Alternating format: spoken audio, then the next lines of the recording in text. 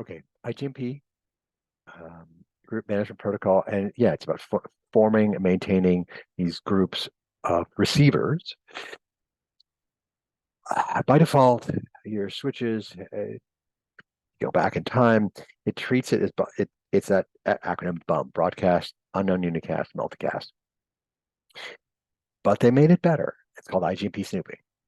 Why you're listening to me for these couple of minutes? Because I got some certs and IPv4 multicast subject matter experts from big companies for a while. So and this slide is saying I actually do this, done it for a living. Um, so I'm providing my wisdom on this one. So we developed this RFC, or this RFC gets published. Here we go. Um, if if you have a segregation where you really I can have a router and a switch as separate entities, we don't always, right? We have these nice multi-layer switches, which can do it. Um, the idea here is the switch is buffering stuff from the router. It's going to act as a proxy. So the router will know that for that segment, that switch, hey, I want this group. Oh, I don't need this group anymore. It gets a leave. It can do all these sorts of things. But what the switch is doing now, and I said,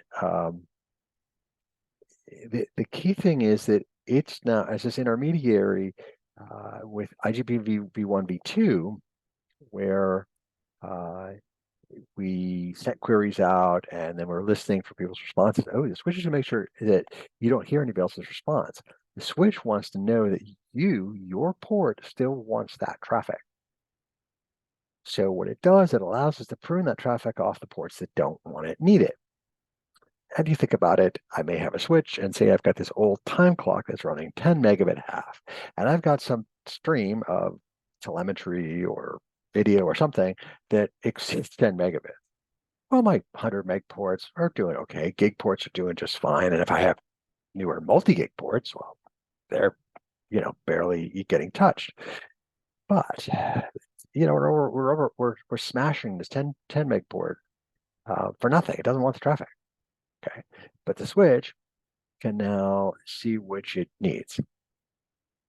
And it's going to act as an intermediary and basically hide what's going on from the router. All the router needs to know is, I want this group for V1, V2. We're leaving. We don't need this group anymore. Great. And it optimizes the traffic base. Now, that's pretty much it. The thing to say about this, sometimes a vendor is going to come back at you. You're having some problems, and the vendor is going to say you need to turn off IGMP snooping. Okay, if that fixes the problem, that's ugly. Unless there's a specific bug to that particular release of your software that I dislike when a vendor is making you turn off IGMP snooping. To my mind, there's something wrong with their software. So it's not doing the reports it needs to, and it's hoping that you'll just be flooding this traffic and it picks it up.